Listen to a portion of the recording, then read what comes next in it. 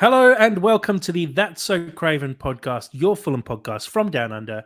Here again, very quickly, to discuss the Aston Villa game coming up on Tuesday night, Wednesday morning for us overseas in Australia. To talk about this one, I have Elton. How are we going? Pretty good, thanks. This is a very close broadcast to the last one. Can we talk about rates? Increase in rates? Yeah. It's definitely a little busy period for us here. I think we're going to probably smash out 3 podcasts in about 4 or 5 days. So lucky followers. And also to talk this one through, Sammy, how are we going? What's up? Sam's a bit gassy, but he's doing all right. He's doing all right. He's ready for this. He's ready to learn about Aston Villa. TMI, Sammy. But thank you for joining us today, despite your physiological issues. I mean, you got like I said, not too much. A bit of a turnaround here for us with a couple of games back to back. It's been a while since we've had quick turnarounds like this, but we've got the Saturday game that's just gone against Leeds. We obviously have this game coming up against Villa, and then on the weekend, Sunday, we've got Man City. So 3 games in a very short space of time. Dad, off the back of the Leeds game, how are you feeling going into this Villa game? Well, you have to laugh. You know, we're talking about being stretched, doing back-to-back podcasts, and the players are actually spending extra time in the ice bath to actually prepare for this. I think we're probably doing fine over here. Look, you say that. We do a preview and a review. Yeah, you're right. You're so right, Jack. You're so right. I don't think the Leeds game, notwithstanding that 90 minutes of Premier League football, 98 minutes of Premier League football is tough on the body at this end of the season. I don't feel like it was a very high tempo game and really taxing. We actually looked like we were enjoying ourselves a bit out there, really. It wasn't that stressful.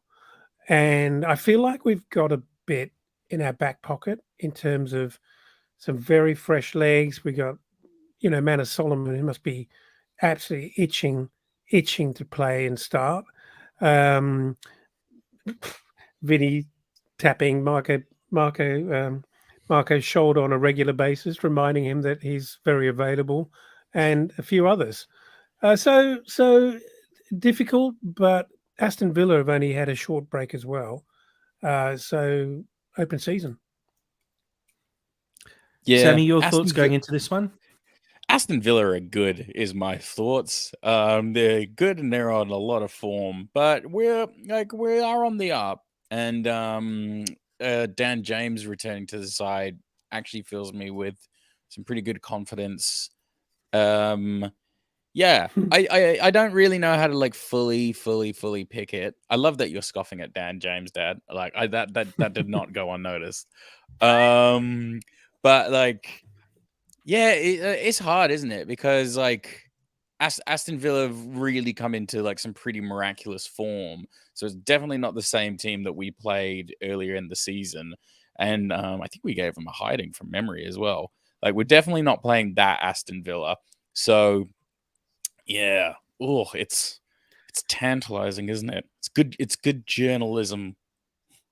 It's true. Last time we met, we beat Villa 3-0. Harrison Reed scored, Mitro with a penalty, Tyrone Mings with an own goal, and Villa did have Douglas Luiz sent off in that game. It was a pretty solid battering. I think Gerrard might have lost his job not long after that, actually. Yeah. Oh, he did too, didn't he? He did. Yeah. I feel like we absolutely nicked one. We nicked one. It did feel a little bit like that. Yeah, we got them in a really weak moment. Why do I say that with such glee in my voice? But I think that's a fair call from Sammy, though. It definitely is a very different Aston Villa side. Going into this game, Villa on a really, really good run. I don't think they've lost since they played Arsenal back in mid-February. So they've been picking up points. And I do remember we were talking about the table a while ago and saw Villa a couple of places behind us and sort of going, yep, we've got it over Villa. We should be fine. And they've just been picking up points non-stop since then. Let's have a quick look at the last 5 for each side. Fulham, obviously, with a couple of wins, 2-1 against Leeds, 3-1 against Everton, and then the unfortunate results, 1-0 loss to West Ham, 2-1 to Bournemouth, and 3-1 to Man United recently. Villa, though, in really good form. They had a 1-1 draw with Brentford where, look, it probably wasn't a very good performance, and it's probably their worst performance in a while.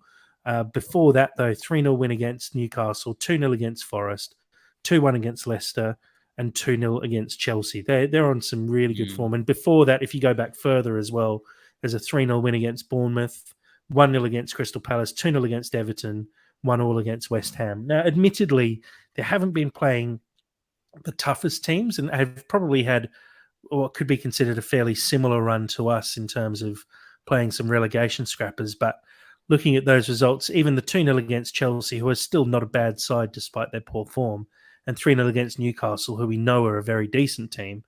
Dad, looking at Villa's recent results, what are we thinking in terms of how tough this game's going to be compared to our last 4, for example? In the context of Newcastle's recent absolute drubbing of of Tottenham, Villa beating Newcastle just 2 weeks ago 3-0 is monstrous. Villa's very good at the moment, man. They're that's crazy. Very strong. That's great. Yeah. I mean, if you look at it in that context, that's crazy, right? Mm. So this is obviously a really difficult game for us. I would so love to pick up even a point in this game. I'd be delighted to pick up a point because we've got 2 very difficult fixtures to follow. And, to get something out of a little bit of momentum on the back of the last 2 games where we have turned it around, it'd be really disappointing to get badly beaten here and then be manhandled by the next 2 opponents. That's going to be a little bit difficult for us to bounce back from. So it'd be really good if we can hold our own, possibly even nick a win, but at least get a draw out of someone who I think we kind of regard as our Premier League table peer at the moment. Is that saying too much? Well, okay, so that's a really interesting point because I don't actually know what our best case scenario is in this kind of I don't know what our most realistic best case scenario is because I don't know if it's realistic to say that we can actually beat Villa or if it's more realistic to assume that we can draw against Villa because I'm not a Villa expert. I'm not watching them every week. I just know that they've just been accumulating points, but I wouldn't be able to tell you exactly how they play. So I don't necessarily know. And especially with our new system that we've got going, I don't necessarily know how that plays against this Villa squad. I don't know. Who is a Villa expert here in this conversation? You're really talking up the podcast's ability to analyze a game there, Sammy. Well, I'll have a very quick go. Yeah. I think if you look at the singular element that's actually behind Villa's success, it's Watkins scoring a lot of goals, right? Yeah. So is it singular though? Well, if he's scoring a hatful of goals, it's pretty fundamental. So you've got to be great against him, and you've got to nullify him. And obviously, there'll be a plan in place to try and do that. You can't put 2. You don't want to be putting 2 men on him to nullify him and then expose other channels. But if our defense is good, our defense is really good, and I think they were great against Leeds last week, and they were really good against Everton as well. And if we can really cut him out of the game, why can't we score a goal or 2? And therefore, why can't we have a win? Entirely possible. It is. Yeah, Jack, you go. It is very much down to Watkins, and not to say he's a Villa, a one-man team, but I think if you were an opposition club, you'd look at Fulham and go, it's down to stopping Mitro. And it's very similar in the fact that before the Brentford game, Watkins had scored 11 goals in 12 games. Villa in those games often scored only 1 or 2 goals. And Watkins, I mean, in the Newcastle game, Watkins scored 2. Most of the other games, they win 2-0, 2-1, and Watkins is scoring at least one of those goals. If you nullify Watkins and can shut him out of the game and stop him from scoring, it definitely gives you a much higher chance of beating them. And I think with the form that our centre-backs and our defensive unit in general are in, I feel like we actually have a pretty good opportunity against Villa to get a result. Because I feel like Tosin, Diop, or Ream, whoever starts at centre back, I feel like they would be able to handle Watkins because it's not that he's super fast. He has got a bit of speed to him, but his movement is very good. And I think one of the qualities of Tim Ream, for example, is that he's always in the right place at the right time. Yeah. And I think having Ream basically there to nullify Watkins gives us a really good opportunity of winning this game. I agree. No, that's fair. Again, I just don't know what Villa are like. So, yeah, I'm just asking questions. It's good to ask questions on a podcast. Well, you're meant to answer the question, Sammy. Let's jump back and have a quick look at the actual timings for this game. It's a 7:45 p.m. kickoff in the UK. For us here in Australia on the West Coast, it's 2:45 a.m. kickoff, 4:45 for the East Coast of Australia. And over in the US, Pacific time, we have an 11:45 a.m. kickoff, and Eastern time, it's a 2:45 p.m. kickoff. So very nice timings for those over in the US. A lovely evening game for those of us in England as well. An unfortunate timing for us here in Australia, but I think I'll be getting up for this one, seeing as I'm working from home the next day.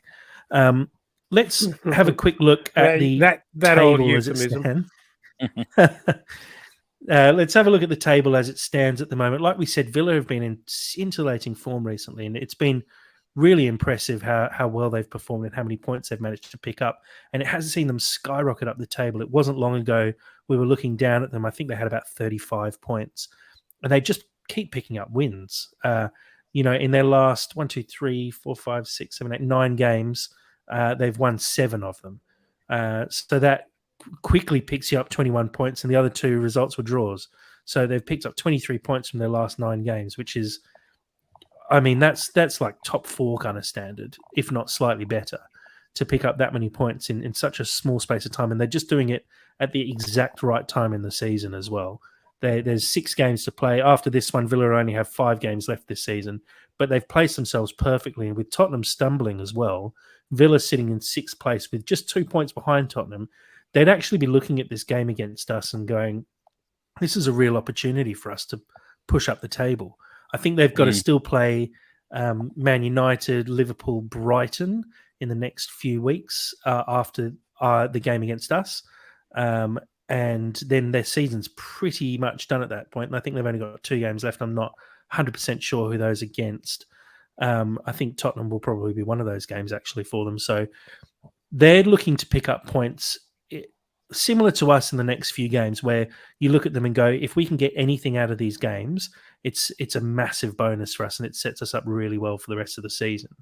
If Villa beat us, they almost certainly move into 5th place and probably put themselves in the box seat for Europe.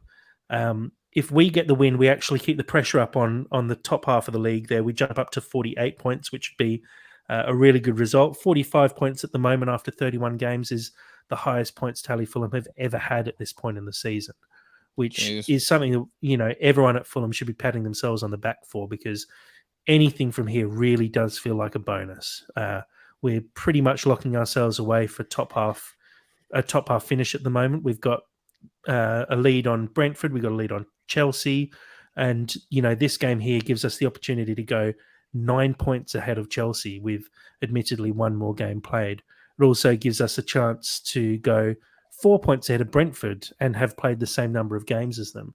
And it's just setting us up for a really nice finish to the season, especially with a couple of rough games against Liverpool and Man City to come in the coming weeks. I think points here actually become even more important, even though it's maybe not a must-win game, for example. But I think if you're looking over the next sort of 3-4 weeks, this is the game that you'd be targeting to pick up points from. Because if we can pick up 3 points from Villa, Man City, and Liverpool, then you'd probably take it at this stage. I don't know about you guys. Dad, would you agree with that? Or do you think we should maybe be looking to pick up points off Liverpool and Man City as well? Am I correct in saying that every position in the Premier League table is allegedly worth about £2 million for a club? It's somewhere in the region, yeah. In terms of prize money, you're probably looking at a couple. I think it's close to that. Yeah. So you know what I'd be doing at this point, where it appears and everyone's talking about the fact that we don't have that much to play for. I'd be getting everyone into a little meeting room, all the players, if I were Tony Khan, and I'd be saying, right, I'm going to give you a bonus, and I'm going to share this with you, and I'm going to give you half of whatever we win as a club for every incremental table position. So if it's another 2 million, if to climb another point, you guys are going to share half of that. That's what I'd be doing. You reckon they're going to be doing that after charging 3,000 for tickets?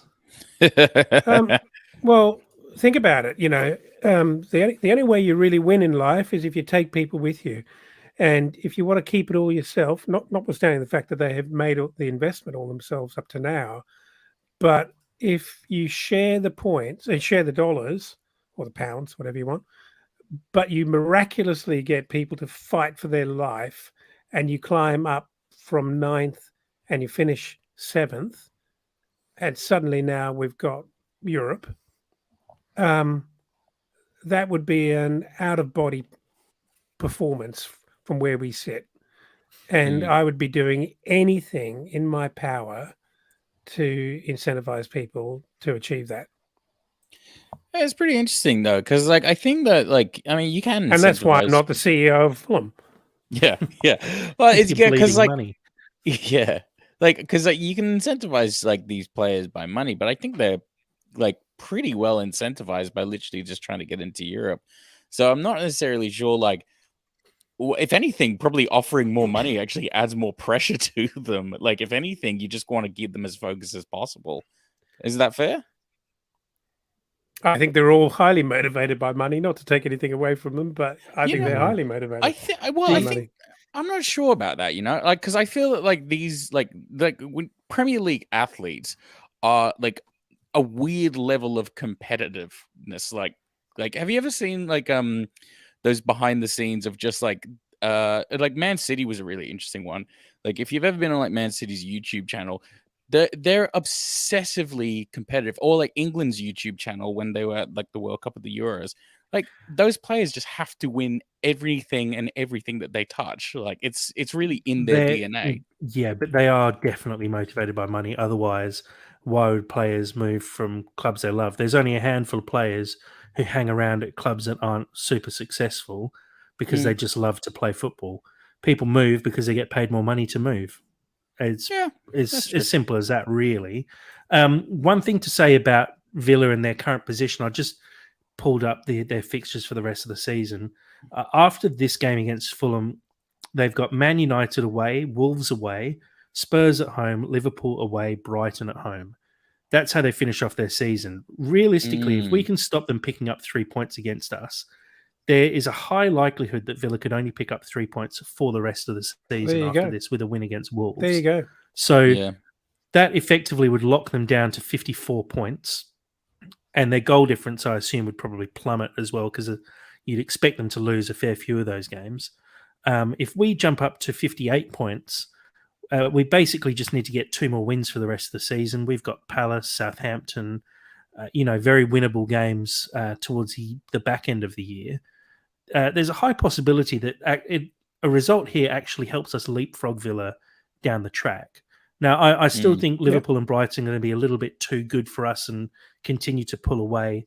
Just Brighton have the games in hand and they have the quality as well. And Liverpool are just able to pull results constantly. But, finishing 8th, I think, is not out of our reach at this stage. So it actually puts a bit more weight onto this game because of what's coming up in the future. So Let's have a quick look and push forwards to have a look at potential lineups. So I've gone with a couple of changes here from the team that played last time out. Across the back line, I've finally given up on trying to get Diop back into the team because I think Tosin just genuinely deserves to stay there. Nothing against Diop at all. I think he quite fairly could slot into this side, but I just think Tosin's been in such good form recently. It's almost impossible to drop him. So across the back, Leno in goal, Tete, Tosin, Ream, and Robinson.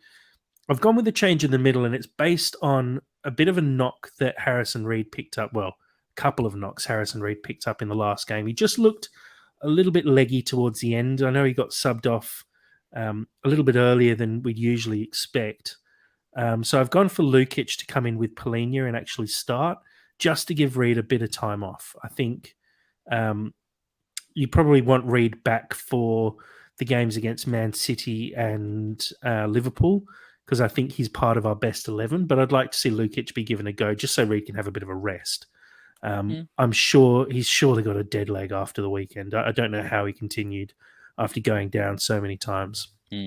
And then up top, the main change there is the return of Dan James up front. I think Bobby Deckard over Reed did an admirable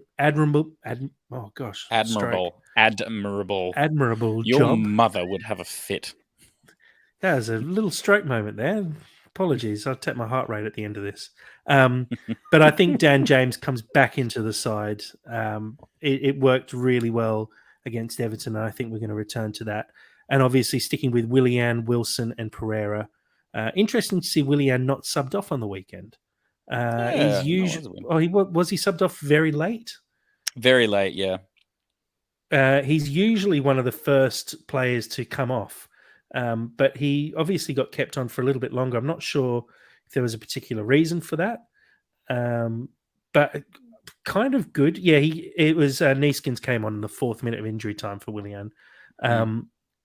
But it's kind of good to see Willian given that full time, because it's a bit of proof that he's actually got the fitness to last a full game, and we're not worried about managing him. Dad, I'll throw to you first just to talk about why you would not put Dan James up front. No. I'm going to avoid that. Why? Your thoughts on Reed or Lukic in the centre midfield there? I think you make a fair point. I have commented a number of times, and I definitely commented in the last game, that I'm astonished by Reed's physical resilience.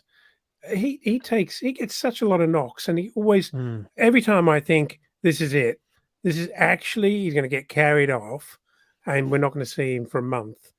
He takes such a lot of hits, and he just keeps going. I genuinely thought they were calling for the stretcher on the weekend. Yeah, it's quite remarkable. I thought he'd done a knee actually, and I think an awful lot has been expected of him, and I think to manage, these last games in the season where we really do need our very, very best efforts on the field in order to pick up the points to get to where we deserve to finish up. I'd be agreeing with you, and I'd be giving him a rest. I think he really needs a rest. I really think he needs a rest. I would prefer him to partner Polina, but I don't mind Sasa Lukic at all. In terms of, can I keep going? Well, I'll just cut you off, and I'll just ask Sam a question off the back of what you just said there, actually, weirdly. We're talking about potentially resting Harrison Reed here. Sam, do you think there's anywhere else across the team where we could consider resting someone else? Ooh, I mean, based off of current form, I'd say that's pretty much our side. I mean, I desperately want Pereira to have a bit of a nap, but there's just no feasible, there's no feasible alternative that really makes sense at this current stage. Yeah, I mean, you could make an argument for Solomon, but from everything that I've seen, I like Solomon coming off as like a super sub. I know that's probably not how Solomon feels or what he wants. You could even make an argument for like Neeskins coming back, but I don't think that this is the game for it.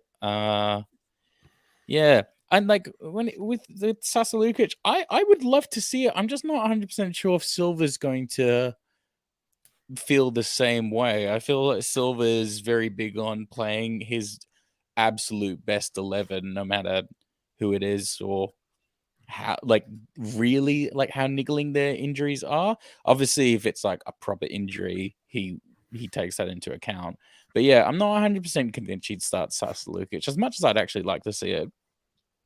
I think it'll be interesting because we obviously see knocks on a Saturday where players look like they might have picked up a little niggle or something, and they have the whole week to recover. But with this, we've got 3 days or 2 days to basically recover before the next game. I think Reed it just felt like he put himself around so much and got so many knocks that if you're going to rest him at any point this season, now would be the time, because I think having him back for the Man City game is more important than having him play in this Villa game. When you've got Lukic, you can probably do enough of a job against Villa as well. Dad, I'll throw back to you. You wanted to make a comment on I guess, on Dan James. A very positive one. No, Sam. I think Sam's got something to say. Carry on, Sam. Oh no, I kind of did, but then I kind of wanted to. I was going to ask, like, maybe if Kenny was like feasible, but I like Sasa Lukic there. I kind of don't even really want to entertain it too much because I prefer to see Sasa Lukic get his time and get his moment to kind of like build his confidence over Kenny. But yeah, anyway, go on.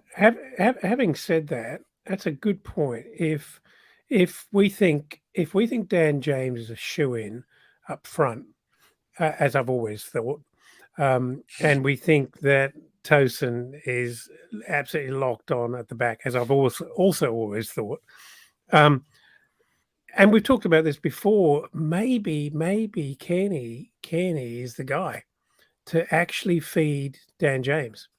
Maybe Kenny's the starter. Well, it's possible. Yeah, but that wasn't the same the week that Dan James had the game of his life. So I'm not necessarily sure how Kenny improves it, you know? Oh, I think it's possible because Go on. I agree that I think Kenny's ability to play a good ball through gives him a little bit of an edge over Harrison Reed. What I'd say, though, is I think Lukic is better going forward and has proved that so far in terms of running forward and passing forward as well. He might not be the at the same creative level as Tom Cairney, but I think he's going to add more in an attacking sense than Harrison Reed has done so far this season. So I agree that it could potentially be a time for Tom Cairney to come back into the side, but I still like Cairney coming off the bench. Either when we're winning and he sort of does that thing where he sits back quite deep and just dictates play, or when we're losing and he sits a little bit higher up and also dictates play. But I just feel like, nothing against Kenny, but he can sometimes be just a fraction too slow for the Premier League. And I don't mean in terms of his physical speed. I mean in terms of he sometimes takes a fraction too long to play the ball, and it's better when he comes off the bench and the players, the opposition players, are a little bit more tired, and it just gives him that extra bit of time to actually pick the pass that he wants to make and play the ball that he wants to play. And I'd like to see him continue coming off the bench because I think he's a perfect squad player for us, but I don't think he's quite at the level of starting. Dad, you've got a smirk there. I want to know your thoughts here. I'm just wondering whether you're actually saying that Tom Cairney is a Premier League quality player when the opposition are knackered. Is that what you're really saying? I'm saying he's more able to affect the game when the opposition are tired. It's the same as bringing on someone like an Adama Traore or like AK-47 when he was playing for us, where you've got someone who can come off the bench late in a game and have an even bigger impact because the opposition are tired. I think when players are shutting down Tom Cairney hard and they're closing them down early on in the game, he sometimes struggles a little bit to get the ball away. But late in the game, you don't see that pressing anymore. And I think that's where he thrives, when he's given that extra bit of space to be able to basically work his magic. I We've seen him. guess where Yeah, I'm go on. coming from is that I don't think that if Plan B, if we want to sort of think about what Plan B actually is, I don't see Plan B as Wilson, Pereira, Willian, and Dan James knocking the ball around in clever triangles at light speed and opening up defenses. I think the real value here is playing balls through. Dan James dropping deep, playing balls through for him to run onto, and simply outrun defenders and hopefully get some support, even if he's not the guy relied on to finish, but get the ball back to one of our following wingers to slot balls home. That in my head, that's I think that's pretty opportunity nail on here. the head. I think that's That's the opportunity, right? So I think that Tom Kearney, not that everyone is perfectly capable of playing those balls to Dan James or for Dan James, but I think Tom Kearney and I like Ream and Kearney, for me, are the guys who actually pull those kind of sort of passes off best of all in this team. I do think, though, if we give Yeah. Sasa Lukic the time and let him actually build up his place, I think he does have the potential to be that, and potentially even better as well. Yeah, I'm happy to see it.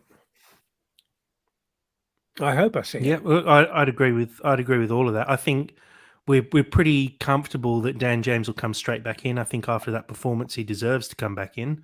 And I think, it'll be a bit of a toss up to see if, like you said, Sammy, if Marco sticks to what he's done all season and just stays with what you would consider his best 11, or if he does consider the fact that we're late in the year and we do need to mix it up a little bit because we've got more important games coming up afterwards as well. Let's have a quick look at the expected Villa 11. Now, the biggest bit of news coming out of Villa is the injury to Martinez at half-time. He was subbed off in the last game, which is not something you see from a keeper. I don't know the extent of his injury, but Villa, the official Villa Twitter account, did tweet out saying "get well soon" to Martinez. So it does look like he's going to be out for a little while. But what that means is we're going to have Olsen in goal. Now, we know Martinez is a very, very good keeper. He's obviously won the World Cup recently, got the Golden Glove. More so, I think he just adds a lot of confidence to that back line. And so I think that's significant. It's actually a bit of an opportunity for us. Massively. Reserve goalkeeper comes in. He obviously still works with the first team, but you'd expect he's not going to have that same level of communication that Martinez does. So it really does feel like an opportunity for us to take a few extra shots. I don't know a huge amount about Olsen in goal, but look, it's a decent Villa side. But looking at it on paper, and nothing against Villa, but it doesn't look like much more than your sort of mid-table team. You got Ashley Young at right back. Go on, Sammy. I like how you called it communication, and I mean this with the most love. I just think he's the perfect arsehole. Like, I think he's the perfect arsehole in goal because he's so cocky and he winds players up so much, and I really am very happy that he's not going to be in this side because he's serious and I think he's incredible. I think more than that, he makes good saves. That's the best thing about him as a keeper. Of course. He's genuinely saved Argentina multiple times in the World Cup, and just looking at some of the highlights from some recent games, he makes some really big saves from what would be considered high XG chances, where it's more likely than not the player should be scoring, but he manages to make himself big very often and get his body in the way. Looking at the rest of this Villa team, obviously Watkins up front is a bit of a superstar at the moment. Not just at the moment. It's more so that he's in such great form. 11 goals in his last 13 games. Buendia is a very good attacking midfielder. Douglas Luiz obviously got sent off last time around. I think that was, from memory, he had a little scuffle with Mitro off the ball, might have been a headbutt on Mm. Mitro that went to VAR. Across the back, didn't it's Mitro not go the. down? I can't remember off the top of my head. It's not the strongest backline, but they're quite solid at the same time.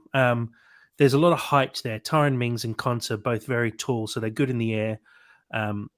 But again, we sort of expected that against Everton, and the fact that Dan James is hopefully not going to be challenging them in the air too much. You'd expect we're going to be playing the ball on the ground a little bit more so. So maybe that's where we can actually make the most of it is using a bit of pace in around these guys. Bit of pace, bit of skill. Ashley Young obviously has maybe had his time in the sun. He's a little bit older now, so he's lost that pace, which made him so dangerous previously.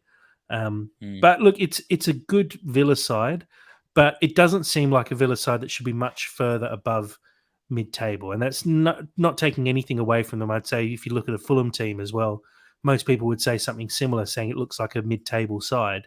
And it's more the fact that they play really well together as a unit, and they're pulling results out of their arse non-stop and getting points and picking them up regularly. Dad, looking at that team, obviously Watkins is going to be the major threat there. Do you see any other major issues for Fulham, or do you think we are sort of capable of dealing with this side?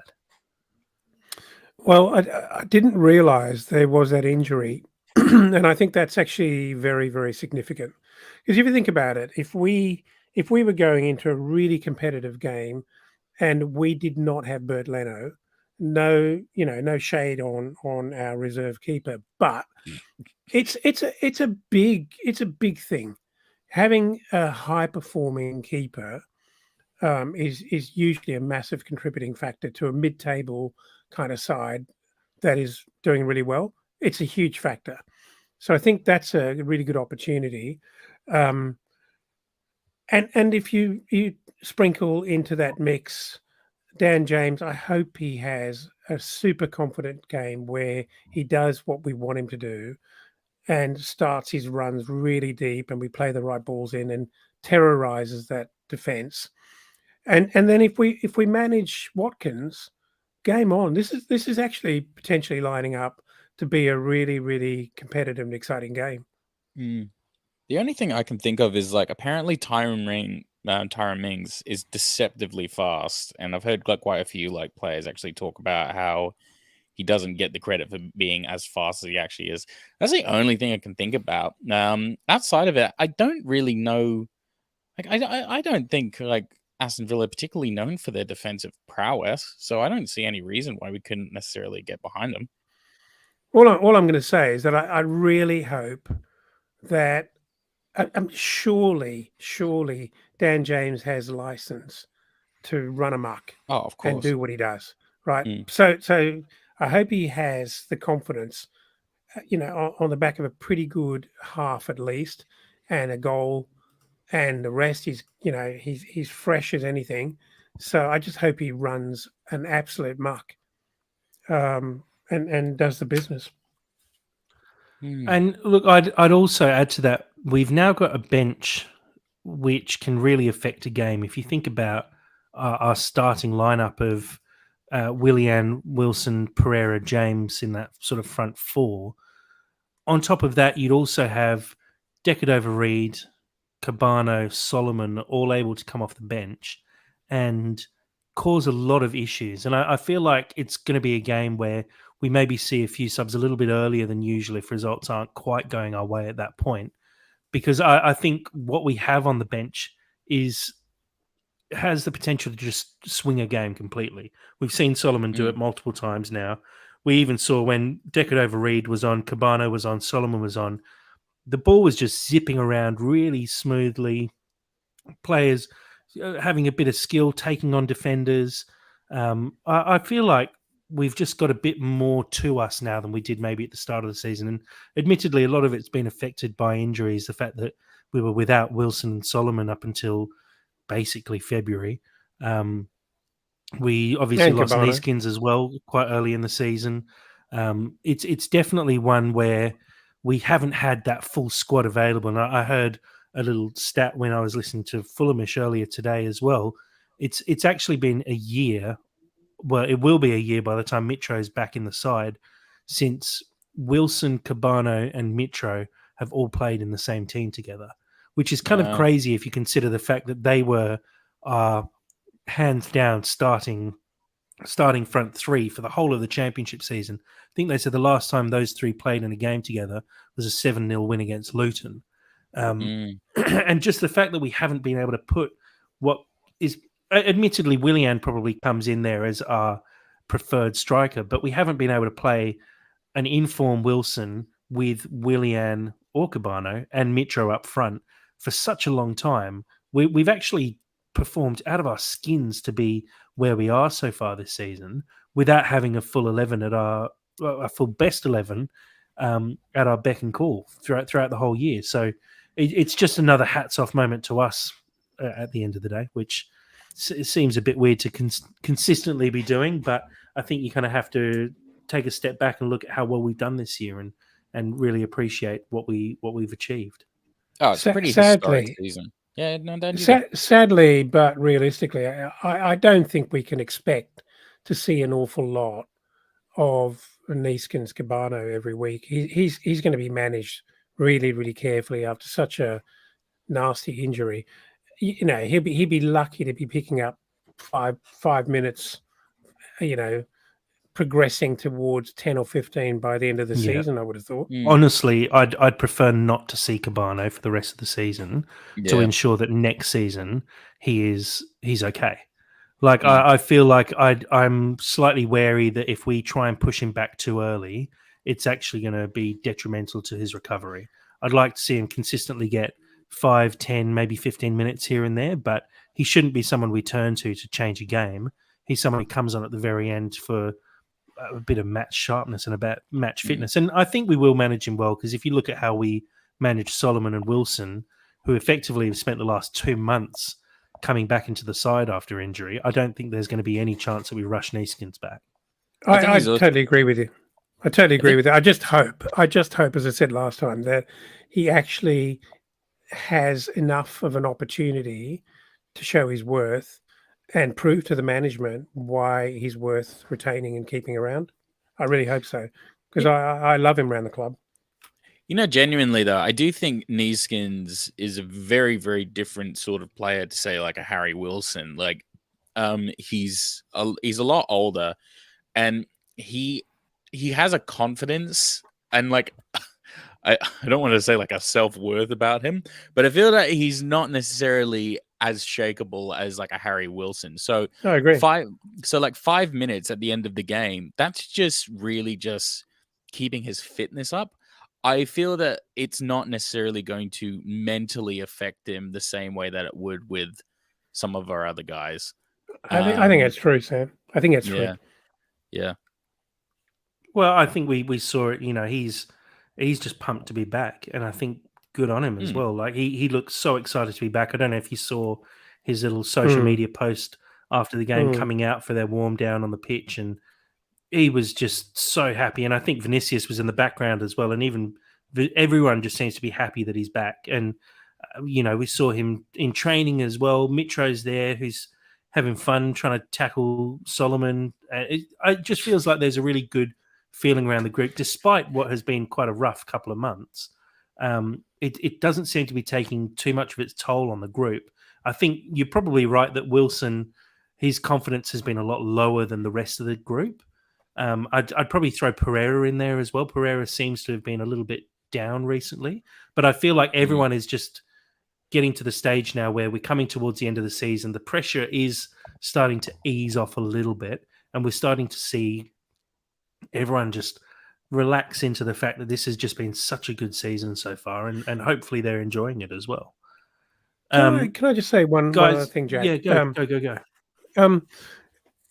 You know, when you're managing elite level sportsmen in elite level competitions, when there's so much at stake, it must be so tempting, particularly if you've got access to the funds, so tempting to just find, pick, select, buy the best footballers you can find, right? Obviously.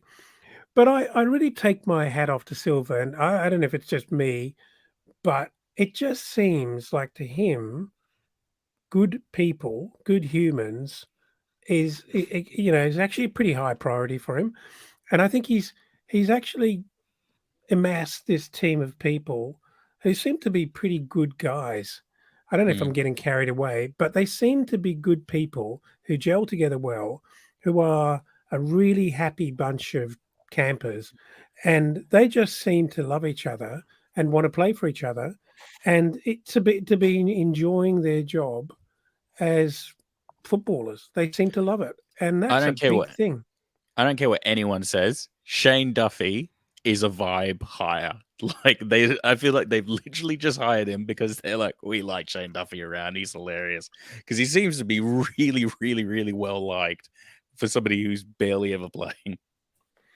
But you know what I'm saying? It's, if you look at, I don't know, Man City, I don't think anyone gets picked on personality at Man City. You know, Oh, you know what I'm saying? Mm. I think Silver, I think it's really important to him as part of his man management objective to have good human beings that work well together and connect up well together. yeah. I think Am I that's alone I agree here? with all of that. no. I think Okay. that's the No, I mark agree of with that. I think that actually makes a good team because I think you're 100% right. Like if you can get a team of good players, but if you have a group of people who don't want to work for each other and don't want to like play with each other, if they don't want to pass each other the ball, you can't score goals. Totally. And yeah, Vinicius is Look, I hilarious in think that it's respect. I think it's what every team is aiming to do at all times, is to, you know, become a better unit. I don't think there's any doubt in that. And I think Fulham have done a very, very good job of it as well. I think we are just proving that it's not just about ability at the end of the day. It's about how good you are and how cohesive the whole unit is. And I think Fulham have proved this season that they've done a really good job of getting a really good culture around the team all year, and it's turned into results. And I'd like to think that if Marco Silva had an absolutely open checkbook with the deepest possible, reserves, he would just never sign Ronaldo, ever. Probably. Yeah, he definitely wouldn't do a Um, Chelsea. Yeah, Look, I guess that's what I'm saying. let's move on as we come towards the end of this episode, though. Look at a little bit of latest news. Now, I just wanted to spend a couple of minutes just talking about an article that was in the Times. And I admit I haven't seen the whole article, but I've got the gist of it. And it was effectively an interview with Shahid Khan that he did in response to the backlash that he's received for the ticket prices at Fulham. And I mean, the title in itself will give you a fairly good understanding of the general gist of the article, which is effectively Fulham need the fans, but we also need to be sustainable. Shahid Khan has come out and basically said that the reason the prices were made so high is that money that then comes in will then be spent on players. Now, without having, I don't think either of you have seen the article, but without having read the article, Dad and Sam, I'll throw it to you first, Dad. Do you feel like Khan is sort of covering his tracks a little bit here? Like, we understand that obviously you're trying to raise some money, but we did discuss it previously and say, in terms of ticket sales, it only accounts for about 10% of Fulham's entire turnover. And surely there's a better way to raise money than ripping off basically the general public who spends their hard-earned money on tickets to games, and you're pricing out people who've been Fulham fans for potentially their whole lives, maybe season ticket holders in the Riverside stand who now are faced with their season tickets tripling in price, or people who go along with their families and are now looking at having to shell out thousands of dollars for season tickets, and the price being increased by 18 to 20% when it's way above what inflation is. And you'd understand if the prices went up alongside inflation, but the fact of the matter is it feels like a money grab, and it feels like Khan is trying to justify this by saying, well, you need to make money to spend it on players. So Mr. Khan he's a very successful businessman, and I'm sure he's very attuned to managing his investors and trying to keep everyone sweet. And those are the kind of words I'd expect him to say in response to a bit of a backlash. But I'd be putting it really simply this way. You know, what are they? I think they're, correct me if I'm wrong, are there 204 £3,000 seats which are getting all of the press or the headlines at least? You know what I'd do? I'd actually go, right, let's make it 500 marquee seats in the Riverside, because it's only 500. Call it 1,000 if you want.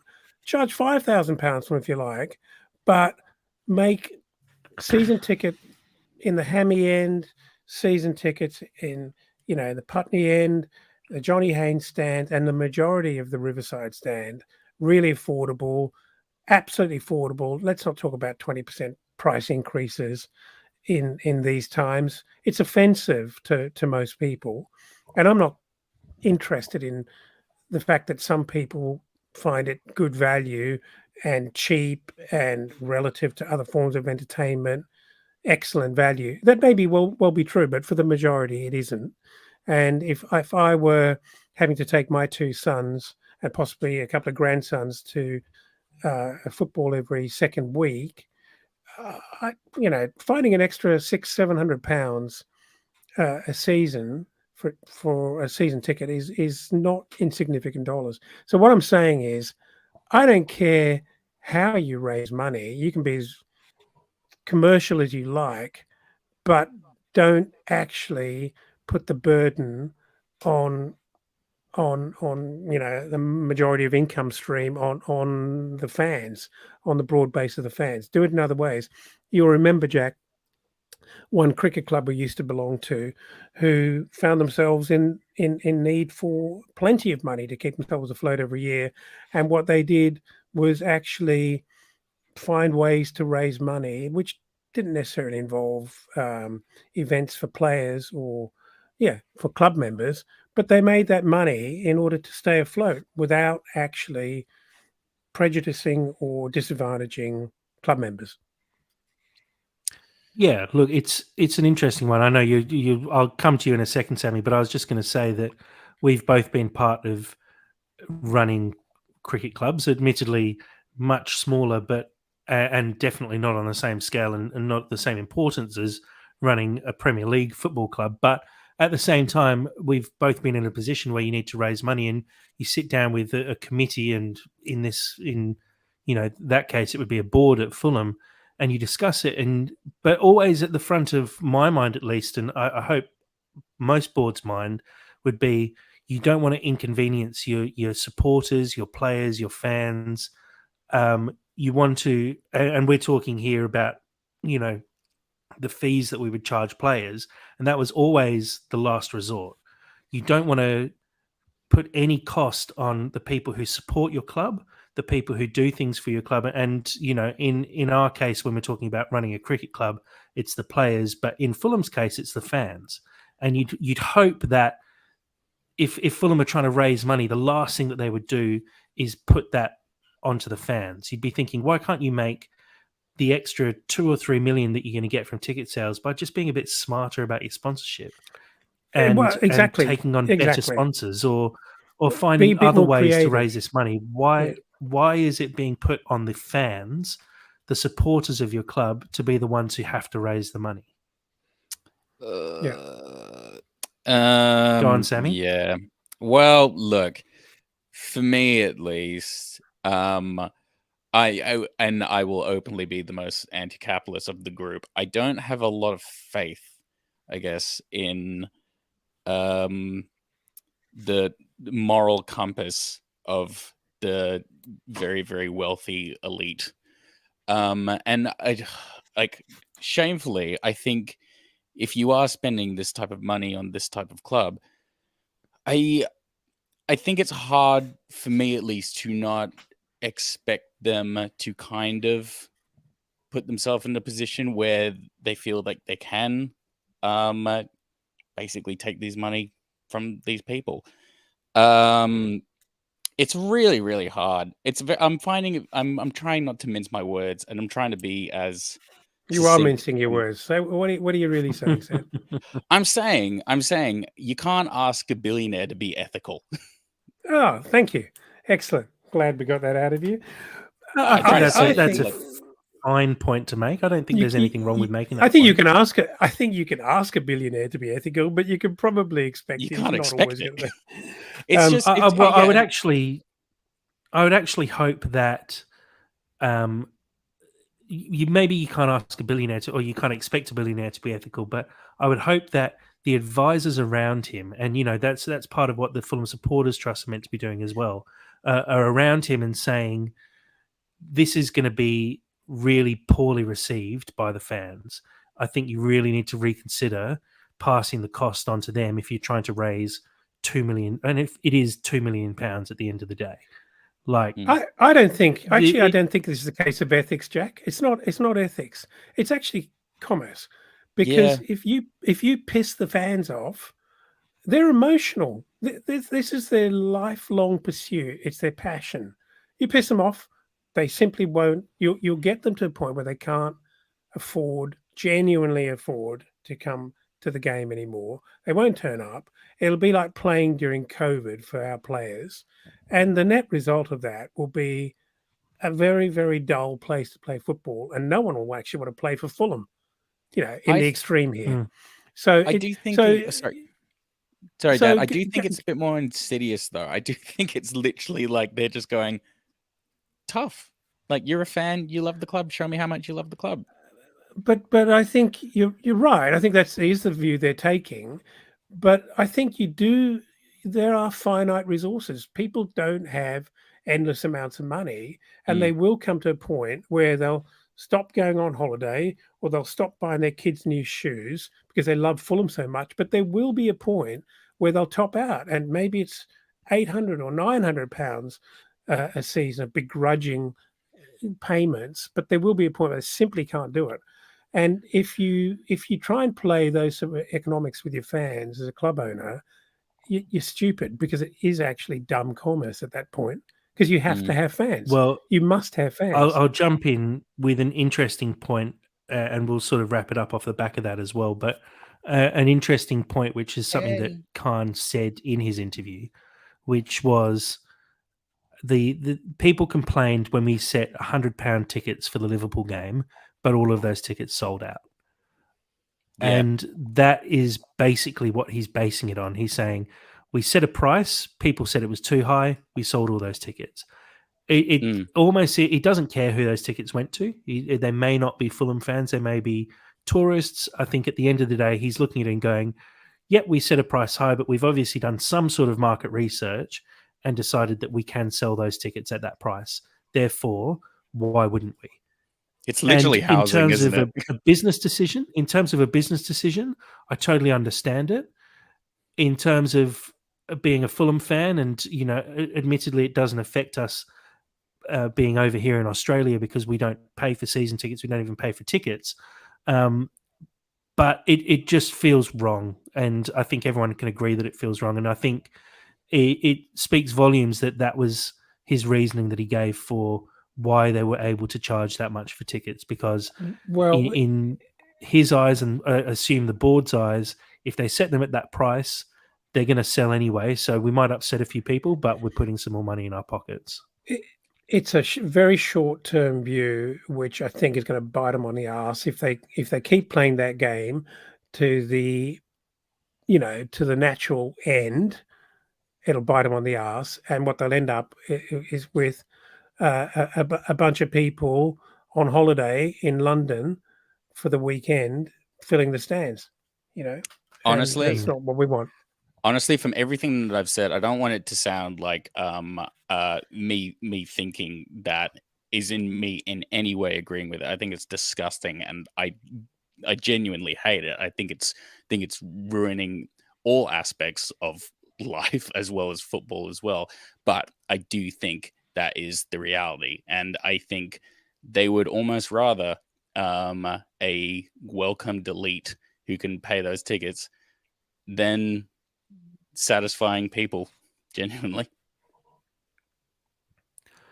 Yeah, look, it's disappointing, and I hope that the Fulham fans who are able to make a difference by being at the game and effectively protesting. I'm not saying we should protest, but I feel like more needs to be done to try and get the message across to the club that the fans aren't happy with this. And there's not a huge amount of ways that you're able to actually do that apart from with action, and that action is effectively not rocking up to games, not buying tickets.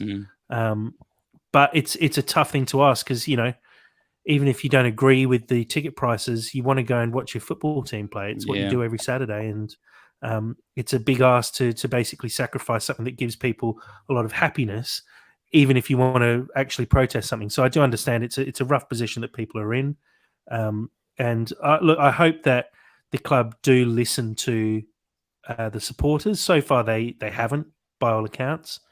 I really hope that does change though at some point soon, because Fulham fans need to just keep making noise about this, because if you accept it and let it happen, it'll keep happening in the future as well, which we just don't want to see, because it's just going to ruin what is a great football club. Look, guys, let's finish up there, though. We don't have a cottage cheese today, unfortunately, but Sam's assured me that he's actually going to be prepared for next week. Is that right, Sammy? That's right. Well, That's I say right. next I'll be week. prepared. It's actually going to be in about 2 days' time. Yeah. So let's wrap it up there, though, guys. Really looking forward to this one. Dad, you're going to be waking up for a 2:45 a.m. kickoff? Oh, gee, it ruins my day. I'm too old for it. But I'm very tempted to, actually. I'm quite tempted to. Ruins your day sitting in a cafe window. Yeah, maybe. No, Sammy, that's a nice wake up for you there, lagged. Sammy. That's just an early morning for you, Sammy. Set the alarm a couple of hours early. Oh, look, I might have it on when I'm in the car because I got to drive relatively early, but maybe. Tough Hard enough. maybe. Tough enough. That's a very soft maybe from you, Sammy. That's a very soft maybe. But guys, I think this game, although it seems like a bit of a not necessarily a free hit or a game that doesn't feel like it has that much impact on the rest of our season, I think this is actually a really important game for Fulham. And I think if we do pick up 3 points here, it really could set us up for a big barnstorming finish to the season. It'd be really interesting to see what happens if we do pick up the points. It might actually give us a bit of a boost. 3 wins on the trot going into the games against Man City and Liverpool. You never know what could happen at that point, and maybe it's not too late for that European push. So, guys, let's wrap it up there. Looking forward to chatting to you guys after this game and reviewing it, because I think we're in for a bit of a cracker. There's been goals in these games every time we've played against Villa, so I'm looking forward to seeing how this one pans out. Dad, thank you very much for joining us today. Yeah, thank you. I love the way you're popping your chin out there, trying to present yourself as a staunch Fulham supporter, getting up in the middle of the night when everyone really knows that you'll probably be getting up to do the night feed, Jack, while your wife's still got COVID. Come on. Yeah, it's a scheduled thing for you. To be fair, I haven't done a night feed in a very long time, but let's not sure remind Tegan that I used to do that. No, she's a beautiful sleeper. She sleeps through really well, apart from when she wakes up 6 times. But look, I can definitely. This one's actually a great opportunity for me to get up and say, "Don't worry, I'll do this feed. You just relax and rest and get into bed." And seem like the hero, and then she comes out wondering why the baby hasn't come back 90 minutes later. No, thank you, Dad, for joining us today. Of course she doesn't listen to this, especially not an hour into an episode. And Sammy, thanks for joining us as well. Yeah, thanks for having me. So until next time, come on, you Whites.